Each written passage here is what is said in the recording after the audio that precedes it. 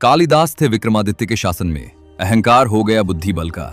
एक दिन गए थे शिकार पर, विक्रमादित्य के साथ भटक गए। एक झोपड़ी पर पहुंच गए दोनों, तो प्यास लगी थी।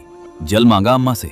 उस बूढ़ी अम्मा ने कालिदास से पूछा, पहले अपनी परिचय बताओ, तब जल मिलेगा। अब राजा अपना परिचय नहीं देता। तब कालिदास जी यहाँ पर दूसरी बात कहते हैं। कालिदास जी गुप्त बातें करते हैं।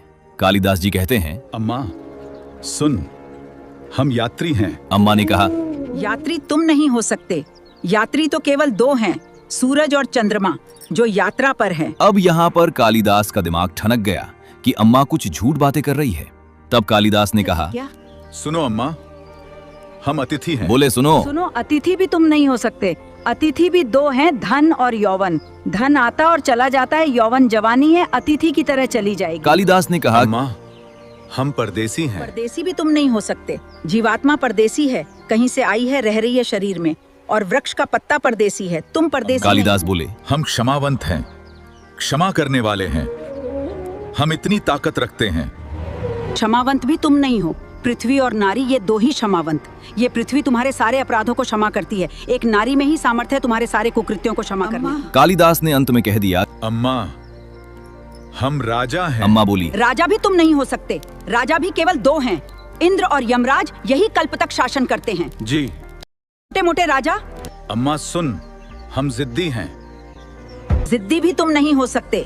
जिद्दी भी दो हैं, बाल और नख। ये बाल कांटों उगाते हैं, नख कांटों कालिदास उगाते हैं। कहते हैं अम्मा। कि सुन, हम गरीब हैं। तुम गरीब भी नहीं हो सकते। गरीब भी दो हैं, एक बकरी और एक कन्या। वो बकरी गरीब है जिसका मेमना कटने जा रहा है। उससे गरीब कौन होगा? वो कन्या गरीब है जो अपने अपने पिता के घर रह रही है, और एक दिन पता चलता है कि वो घर उसका नहीं है। तभी यहाँ पर कालिदास कहते, सुन अम्मा, हम हार गए। तब अम्मा कहती है, बावलो, तुम हारे हुए भी नहीं हो। हारे हुए भी दो है। एक कर्जदार जिसने कर्ज ले रखा है, वो हारा हुआ है, और दूसरा एक वधूप का पिता जिसकी बेटी विदा हो रही है। वो सब हार रहा है।